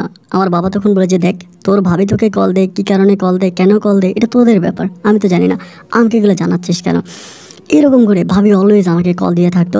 এবং অনেক সময় দেখা যায় যে বাসা থেকে মুরগির মাংস, গরুর মাংস এটা ওইটা রান্না করে চুরি করে টিফিন বক্সে করে না আমাকে দেওয়া যেত, মানে আমাদেরকে দেওয়া যেত, চুরি করে এনে টিফিন বক্সে এসে আমাকে দেওয়া যেত। এরকম করে সময়গুলো কাটতে কাটতে একটা পর্যায়ে হঠাৎ করে আমার দাদাভাই খুব অসুস্থ হয়ে যায়। দাদাভাই মারাত্মকভাবে অসুস্থ হওয়ার পরে তখন হচ্ছে আমার দাদাভাইকে হসপিটালে ভর্তি করায়। প্রায় 21 দিন পর্যন্ত দাদাভাই হসপিটালে থাকে। 21 দিন পরে দাদাভাই বাড়িতে আসে। ওই যে 21 দিন আমার দাদাভাই হসপিটালে থাকে, ফ্রি তো ছিলাম শুধুমাত্র আমি আর তৃপ্তি ভাবি। তো আমরা দুজনেই হচ্ছে হসপিটাল আমার দাদাভাইয়ের সাথে ছিলাম। আর ভাইও তো কাজে ব্যস্ত, সাইমন ভাইয়ার অফিস আছে, আমার বাবা রেস্টুরেন্টে থাকতো, এবং আমার ছোটো ভাই তো পড়াশোনা করতো।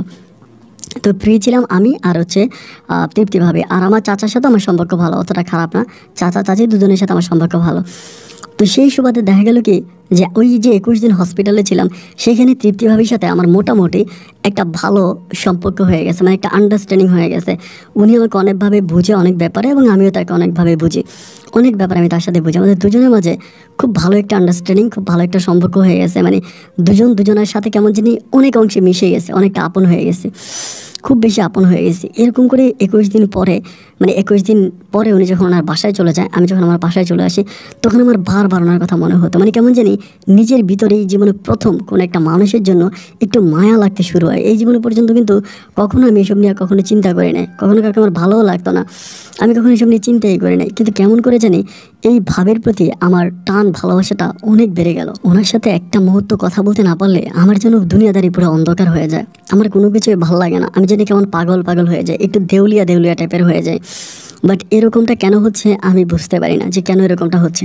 মানে ওনার সাথে আমি কথা বলি যাই হোক, এরকম করে অনেক দিন বলার পরে উনি আমার প্রতি অনেকটা দুর্বল হয়ে যায়। ওটা কিন্তু খারাপ কোনো সম্পর্ক না, হয় না শারীরিক সম্পর্ক বা ওরকম কোনো সম্পর্ক না, ওরকম সম্পর্ক না, বাট ওনার সাথে আমার মানে অন্যরকম একটা সম্পর্কে আমরা লিপ্ত হয়ে যাই, যেটার মাঝে অনেক বোঝাপড়া, অনেক আন্ডারস্ট্যান্ডিং, একজন আরেকজনকে জানতে পারা, বুঝতে পারা, ওরকম একটা সম্পর্ক।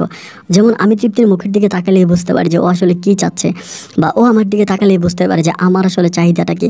আমাদের দুজনের মাঝে কিন্তু দুজনের খুব ভালো একটা আন্ডারস্ট্যান্ডিং হয়ে যাওয়ার একটা পরিপ্রেক্ষিতে আমি একজন ওর সাথে কথা বলতেছি, তো বাবা বসে আছে পাশে।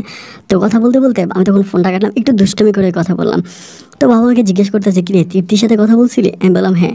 তো বাবা বলে, বিয়ে কবে করতেছিস? এমনি। আমি বললাম, ধুর বাবা, এটা কি বলো, বিয়ে করবো মানে? আমার বাবা বলে, তো বিয়ে করবি না? তার সাথে প্রেম করতেছিস, বিয়ে করবি না? আমি তো সবই জানি, 21 দিন তো হসপিটালে তোর দাদাভাই ছিল, তারা নিয়ে খুব ভালোই জমাইছিস। আমাকে বলে, আমি তখন বললাম যে বাবা, আসলে কিন্তু আমরা দুজন অনেক গভীর হয়ে গেছি। ও আমার প্রতি অনেকটা দুর্বল, আমিও তার প্রতি অনেকটা দুর্বল। আমরা মোটামুটি দুজন দুজনের প্রতি খুব বেশি দুর্বল। এখন আসলে ঠিক বুঝতে পারতেছি না কি করব। এখন তুমি কি বলো? এরকম করে বলতেছে। বাবা আমাকে বলে, আমি কি বলবো? তোরা যদি রাজি থাকিস, তোরা যদি সব কিছু ঠিকঠাক রাখিস, তাহলে আমার বলার কি আছে? আমি জাস্ট গিয়ে আমার বৌমাকে নিয়ে আসবো। তাই আমি বললাম যে ঠিক আছে। ওভাবে বাবার সাথে কথাবার্তা বলার পরে ওই দিন রাতে আমি তৃপ্তিকে জিজ্ঞেস করি যে, তৃপ্তি, আমি তোমাকে সিরিয়াসলি তুমি করে বলতাম ওই সময়, ও আমাকে তুমি করে বলতো, যদিও মনে হয় আমার একটু সিনিয়র ছিল, কিন্তু মানে আমাকে তুমি করে বলতো। তা আমি তখন বললাম যে, তৃপ্তি, আমি একটা ব্যাপার তোমার কাছ থেকে একটু জানতে চাই, মানে তুমি কি আমাকে একটু বলবা? ওরকম করে ও আমাকে বলে, হ্যাঁ বলবো না কেন, অবশ্যই বলবো, বলো। আমি বললাম যে, দেখো আসলে মানে কি বলবো, আমার তো বলার মতো কোনো ভাষা নাই। জাস্ট আমি এই একটা কথাই তোমাকে বলতে চাই যে আসলে তুমি কি আমার সংসার করবা? আমার ঘরে আসবা, আমার সাথে থাকবা? ও আমাকে বলতেছে, যদি তোমার সাথে নাই থাকি, তোমার সাথে সংসার না করে, তাহলে তোমার সাথে কথা কেন বলছি? অবশ্যই তোমার সাথে থাকবো, এবং তুমি যদি আমাকে বুঝতে পারো। ওরকম করে কিন্তু কেউ আমাকে বুঝতে পারে না। আমাদের মাঝে যে একটা আন্ডারস্ট্যান্ডিং আছে, বোঝাপড়া আছে, এটা কিন্তু অন্য কারো মাঝে নাই। দেখো, আমার হাজব্যান্ড আমাকে একটা মিনিট সময় দেয় না। আমি ওর সাথে চাইলেই 2টা মিনিট বসে কথা বলতে পারি না। ও আমার কাছ থেকে যথেষ্ট পরিমাণে দূরে দূরে থাকতেছে। আমি কোনোভাবেই তার কাছে এইটুকু শান্তি পাই না, বা তার কাছ থেকে আমার অতটুকু কোনো রকমের কোনো কিছু চাওয়া হয় না। মানে কেমন জানি ও আমার কাছ থেকে অলওয়েজে মানে দূরে দূরে থাকে, এটা আমাকে বলে। তো আমি তখন বললাম যে, ঠিক আছে, তাইলে তো আর কোনো সমস্যা নেই, তুমি কবে বিয়ে করবো আমাকে বলো। তো আমাকে বলে, তাইলে আমি ওকে আগে ডিভোর্সটা করে দিই, কালকে যাবো, ওকে ডিভোর্সটা করবো, কিন্তু ওকে জানাবো না। ডিভোর্সের 2 দিন পরে আমি আমাদের বাড়িতে চলে যাব। এরপরে তুমি তোমার বাবা গিয়ে পারিবারিকভাবে আমাকে আমাদের বাসা থেকে বিয়ে করে নিয়ে আসবা। ওর বাসায় আবার ওর মানে নানা ভাই থাকে ওইখানে। পরে আমি বললাম যে, ওকে ফাইন, ঠিক আছে। পরে এই কথা বলার পরে পরের দিন ও কী করলো, আমার সাইমন ভাইকে ডিভোর্স করে দিল। কোনো কথা নাই, বার্তা নাই, ডিভোর্স করে দিয়ে ও চলে গেল ওর বাড়িতে, ওর বাসায় চলে গেল। অ্যান্ড ওর বাসায় চলে যাওয়ার পরে তা আমি আর বাবা আমরা তখন অপেক্ষা করলাম 1 সপ্তাহের মতো, যাতে কাকা বুঝতে না পারে ব্যাপারটা, কাকাকে যাতে বুঝতে না পারে। সপ্তাহখানিক পরে আমার বাবা তখন কী করলো, ওইখানে ওর নানা ভাইয়ের কাছে বিয়ের প্রস্তাব পাঠালো। তৃপ্তিকে বিয়ে করবো আমি, ওই প্রস্তাব পাঠানোর পরে ওর নানা ভাইও ব্যাপারটা খুব ভালোভাবে সাদরে গ্রহণ করে নিল যে ঠিক আছে। পরে ওখান থেকে আমরা তৃপ্তিকে বিয়ে করে আমাদের বাসায় নিয়ে চলে আসি। তো এখানে যখন মানে বিয়ে করে নিয়ে আসি, তখন কিন্তু আমার কাকা কাকি ব্যাপারটা জানতে পারে। আমার দাদাভাই কিন্তু ওই সময় খুবই অসুস্থ, মানে বিছনা থেকে উঠতে পারে না, এক কথায় উনি বিছনায় মানে একদম পুরা প্যারালাইসিস রোগীর মতো বাসার মধ্যে শুয়ে থাকে। এবার মানে কাকা কাকি দুজনেই আমাদের উপরে খুব ক্ষিপ্ত, আমাদের বাসার সামনে এসে গালাগালি করে। তো আমাদের নিজেদের বাসা না, ভাড়া বাসা, যে আমার বাবাকে বলছে, তুই একটা লুবি ছিলি, নিজের বউরে খুন করছস, নিজের বউরে মারছস, এরপরে বিদেশে গিয়ে আরেকটা বিয়ে করছস, ওইটারও ছেড়ে দিছস। মানে খুব খারাপভাবে আমার বাবার সাথে আমার কাকা খারাপ ব্যবহার করতেছে। তো যাই হোক, তো ওরকম করে আমি বিয়ের হলো, আমাদের বাসার ঘরও হলো। তা আমি কিন্তু আবার একটু রসিক মানুষ ছিলাম, প্রায় প্রতি সপ্তাহে আমি ওর নিয়ে ঘুরতে যেতাম, মানে তৃপ্তিকে নিয়ে।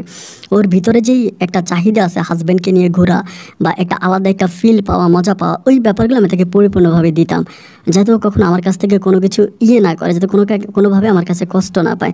আমি সবসময় তাকে এন্টারটেনমেন্ট করার জন্য চেষ্টা করতাম, তাকে নিয়ে ঘুরতাম, ভালো রেস্টুরেন্টে খাইতাম। ওরকম করে সম্পর্কটা চললো প্রায় 3 মাসের মতো। আমাদের মাঝে খুব ভালো একটা মানে ওরকম করে সম্পর্কটা থাকবে। 3 মাস পরে একদিন আমাকে নিয়ে ঘুরতে যাব। 3 মাসের মাঝে এরাও আমি 2বার তাকে নিয়ে ঘুরতে গেছিলাম, মানে কক্সবাজার। এবার 3য়বারের মতো আমি তাকে ঘুরতে নিয়ে যাব কক্সবাজার। তো কক্সবাজার গেলাম, যাওয়ার পরেই ওইখানে আমরা থাকতেছি। এখানে কিন্তু আমার বাবা রেস্টুরেন্ট চালাচ্ছে, আমার ছোটো ভাইও রেস্টুরেন্টে মাঝে মাঝে বসে, এবং আর এদিক দিয়ে কাকা তো পারতেছে আমাদেরকে মেরে ফেলবে, মানে খুবভাবে কাকা কাকি সবাই মিলে। এবং আমার সাইমন ভাইয়া, সেও অলরেডি আমার আব্বার নামে একটা মামলা করে, কিন্তু বেহুদা মামলা করে, কোনো কারণ নাই আর কি, ওরকম মামলা করে, ঝামেলা করে। তো ভাবি তো নিজের ইচ্ছে আমার কাছে আসে, সুতরাং কাকার তো ওইখানে তো আমার ভাইয়ার বলার কিছুই নেই। তো থাকা অবস্থায় রাতের বেলায় আমাদের মাঝে শারীরিক সম্পর্ক হওয়ার পরে তৃপ্তি ওই দিন একটু ড্রিঙ্কস করে। আমি কিন্তু এর আগে কখনো এরকম করে ড্রিঙ্কস করতে দেখি নাই, বাট ওই দিনও একটু নেশা করে। নেশা করে ও আমাকে মানে আমার বলে যে আমি শারীরিকভাবে অক্ষম, এটা ওইটা বলে বলে ও আমাকে বলে যে তুমি যাও কিছু মেডিসিন নিয়ে আসো, মানে মানে শারীরিক সম্পর্কের কিছু মেডিসিন আনতে আমাকে বলে। তখন রাত প্রায় 11টা থেকে 11:30 মতো বাজে, এরকম গভীর রাত। আমি তখন চিন্তা করতেছি যে এই রাতের বেলায় আমি কোথায় যাব। পরে আমি বের হলাম, বের হওয়ার পরে কক্সবাজারের হোটেলগুলোর আশেপাশে অনেক ছোট ছোট দোকান থেকে আপনারা দেখবেন যে মানে দোকান আর কি, যেগুলো হচ্ছে বিভিন্ন ধরনের বিক্রি করে, এই বিভিন্ন ধরনের জিনিসপত্র বিক্রি করে, ধরেন লাইক অনেক আচার, চকলেট, সুইংগাম ওগুলো বিক্রি করে। আমি তখন হোটেল থেকে নামলাম, নামার পরে আমার পাশে আমি দেখলাম যে কোনো মেডিসিনের দোকান খোলা আছে কিনা। আমি পুরোটা এরিয়াতে মেডিসিনের দোকান খুললাম, মেডিসিনের দোকান খুঁজতেছি ওষুধের জন্য, বাট আমি কোথাও কোনো মেডিসিনের দোকান পাই না। না পাওয়ার পরে ওইখানে একটা দোকানের টঙের মতো একটা দোকান আছে, ওইটার মধ্যে আমি গেলাম। গিয়ে আমি বললাম যে ভাইরে আপনাদের এখানে কি কক্সবাজারে রাতের বেলায় কোনো দোকান খোলা থাকে না? মানে সব দোকানপাটি বন্ধ, আমার একটা দোকান দরকার ছিল। বলে কিসের দোকান? বলে ওষুধের দোকান। তো আমাকে বলে স্যার প্যাকেট লাগবে, আমার কাছে আছে। তাই আমি বললাম না প্যাকেট না, আমার অন্য কিছু লাগবে। তো অন্য কিছু বলার পরে বলে কি? আমি তখন বললাম যে বলা যাবে না, তুমি তো আর ডাক্তার না, ডাক্তারের কাছে বলবো। পরে আমি বললাম যে ওই রিলেটেডে, মানে প্যাকেট রিলেটেডে। পরে আমি তাকে ব্যাপারটা ভেঙে বললাম, মানে খুলে বললাম যে এই ঘটনা, আমার এই জিনিসটা লাগবে।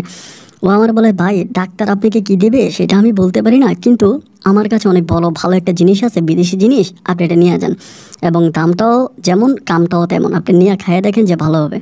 তখন আমাকে কী করলো, একটা ফাইল দিল, একটা বোতল, একটা ফাইল দিল, খুব ছোট আকারে এরকম হবে। ফাইলটা আমাকে দিল এবং দাম বললো 400 টাকা। তো আমি তখন বলি যেটা কোন দেশেও বলে এটা ভালো, এটা বিদেশি, অনেক ভালো, অনেকে আমার কাছ থেকে নিয়ে যায়, স্যার আপনি নিতে পারেন। তো আমাকে এটাই না ও দিল। দেওয়ার পর আমি তখন এটা খাইলাম, বাসায় না খাইলাম। খাওয়ার পরে মানে সেদিন আমার রাতটা অনেক ভালো কাটলো, এবং ও যেমনটা বললো তেমনটা আমি এটার ফিল পেলাম। তো ওই দিন রাতটা গেল, পরের রাতটাও আমাদের খুবই ভালো কাটলো, এবং ওষুধটা কিন্তু খুব ভালো ছিল। তৃতীয় রাতে আমরা তখন কক্সবাজার থেকে ঢাকায় চলে আসি। এবার তৃতীয় রাতে আমি হঠাৎ করে দেখতে পাই, মানে ফিল করে যে আমার প্রস্রাবের সাথে কেমন জানি রক্তের চাকা চাকা বের হচ্ছে, মানে রক্তের এরকম ছোটো ছোটো ফোঁটা ফোঁটা বের হচ্ছে, মানে প্রস্রাবের সাথে। এটা তৃতীয় দিনের ভিতরে। তো এই জিনিসটা দেখার পর আমি তখন একটু তাজ্জব হয়ে গেলাম যে কী ব্যাপার, রক্তের চাকা চাকা এরকম আমার প্রস্রাবের সাথে বের হবে কেন? আমি তখন কী করলাম, এই ব্যাপারটা দেখার পর আমার বউকে বললাম, আমার বউ বলে একটু পানি পান করো, তোমার তো আগের চেয়েও মানে পাওয়ারটা বাড়তেছে, শারীরিক পাওয়ারটা বাড়তেছে, সো তুমি একটু পানি টানে পান করো। তো আমি একটু পানি টানে খুবভাবে খাইতাম। এভাবেই প্রায় 5 দিনের মতো কাটে, এরকম রক্তের চাকা চাকা বেরোইতো। 5 দিন পরে হঠাৎ করে আমি দেখতে পাই যে আমি শারীরিকভাবে সম্পূর্ণভাবে দুর্বল হয়ে গেছি, মানে আমার ভিতরে শারীরিক কোনো পাওয়ার আসতেছে না, মানে কোনোভাবে আমি পাচ্ছি না, আমার বউয়ের কাছে গেলেও না, এবং কোনোভাবে বউ আমাকে যতই চেষ্টা করে আমার কোনোভাবে আর কোনো ওই দিক থেকে কোনো পাওয়ার আসতেছে না। না আসার পরে তখন কিন্তু আমাদের সংসারের প্রায় 6 মাস, 5 থেকে 6 মাসের মতো কেটে গেছে। তো এমন অবস্থা হয়েছে, পরে আমার বউ আমাকে ডাক্তারের কাছে নিয়ে যায়, বাবাও ব্যাপারটা জানে, বাবাকে পুরো ব্যাপারটাই আমি বলি। ডাক্তারের কাছে নিয়ে যাওয়ার পরে ডাক্তার আমাকে বলে যে আমার মানে যেই শারীরিক একটা পাওয়ার ছিল, মানে এটা ওই মেডিসিনটার কারণে ওই জিনিসটা পুরোই নষ্ট হয়ে গেছে, এবং এটা ঠিক হওয়ার সম্ভাবনা খুব কম, কিন্তু উনি আমাকে মেডিসিন দিল। আমি 2 মাস পর্যন্ত মেডিসিনের উপরে ছিলাম, মেডিসিনটা খেলাম, কিন্তু 2 মাস পরেও আমার ভিতরে কোনো রকমের কোনো ফিলিংস আর আসলো না। এই যে আমার ভিতরে এই জিনিসটা নষ্ট হয়ে গেল, এটা পরিপূর্ণভাবেই নষ্ট হয়ে গেছে।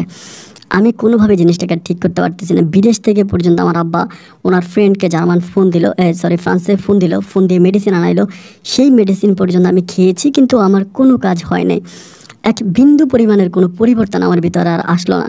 তখন আমি শারীরিকভাবে একেবারে অক্ষম হয়ে গেলাম। আমার বউ এবার আমার সাথে থাকবে না, কান্নাকাটি করে, মন খারাপ করে, এরকম করে। এবং তারই মাসখানেক পরে আমি একদিন হঠাৎ করে আমার বউকে দেখতে পাই যে সাইমন ভাইয়ের সাথে কথা বলতেছে। মানে কথা বলার পরে আমি তখন নাম্বারটা চেক করলাম, ডাইলে আমি সাইমন ভাইয়ের নাম্বারটা পাইলাম। পাওয়ার পরে বাবা তখন রেস্টুরেন্টে, আমি তখন রেস্টুরেন্টে বাবার কাছে ডিরেক্টলি গেলাম রাতের বেলায়। গিয়ে বললাম যে বাবা এমন এমন ঘটনা। বাবা তো মাথায় হাত দিয়ে দিচ্ছে, বাবা বলে শেষ, এই মেয়ে যদি এখন সাইমনের কাছে চলে যায়, তাহলে সাইমন সহ তোর কাকা মিল্লা, ওই মেয়ে মিল্লা এমন মামলা আমাদেরকে দিবে, তোর মায়ের মামলা থেকে তো বাইচে গেছি, বাট এই মামলা থেকে মনে হয় বাবার বাঁচতে পারবো না, আমাদের জীবন মনে এখানেই শেষ। এটা বলে বাবা একদম কান্নায় ভেঙে পড়ে। আমি তখন বাবাকে বলছি, বাবা কান্না করো না, কান্না করলে কি হবে, যেটা হবার সেটা তো হবে, আমাদেরকে ওভাবেই প্রিপারেশন নিতে হবে যাতে আমরা এসব থেকে বাঁচতে পারি। আমার বাবা বলে বাঁচার তো কোনো উপায় আমি দেখতেছি না, বাঁচার কোনো লাইন তো আমি দেখতেছি না, বাঁচবো কী করে, আমি এখন কি করব। আমি বাবাকে বললাম যে তুমি একটু ঠান্ডা হও, একটু শান্ত হও, আমি দেখি বা পরিস্থিতি বুঝি যে কী হয়। এরকম করে আমি দেখতাম যে 2 দিন পর পরে ও সাইমন ভাইয়ের সাথে কথা বলে, এবং কথা বলতে বলতে এবং একটা পর্যায়ে ও সাইমন ভাইয়ের সাথে দেখা পর্যন্ত করছে। এই নিউজও আমার কানে চলে আসছে, সাইমন ভাইয়ের সাথে দেখা করছে।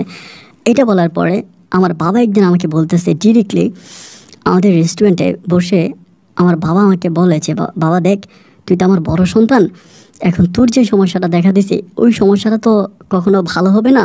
আর এই সমস্যাটা থাকা অবস্থায় তুই কখনো অন্য কোনো মেয়েকে বিয়েও করতে পারবি না, অন্য কোনো মেয়েও তোর সাথে সংসার করবে না। কিন্তু আমি চাই যে আমাদের তৃপ্তি আমাদের বাসায় থাকুক। দেখ, তৃপ্তি বাসায় আসার পর থেকে আমি নিজে অনেক শান্তিতে আছি। খাবার দাবার থেকে শুরু করে আমার যত্নবাদ, উনি তো বাবার অনেক যত্ন করতো।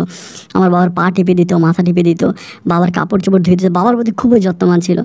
বাবা আমার কাছে কান্না করে দিয়ে বলতেছে যে তৃপ্তি আমাদের ঘরেই থাকুক, তুই কিন্তু চুপচাপ কোনো কিছু বলতে পারবি না যদি কখনো চোখে কোনো কিছু দেখিস।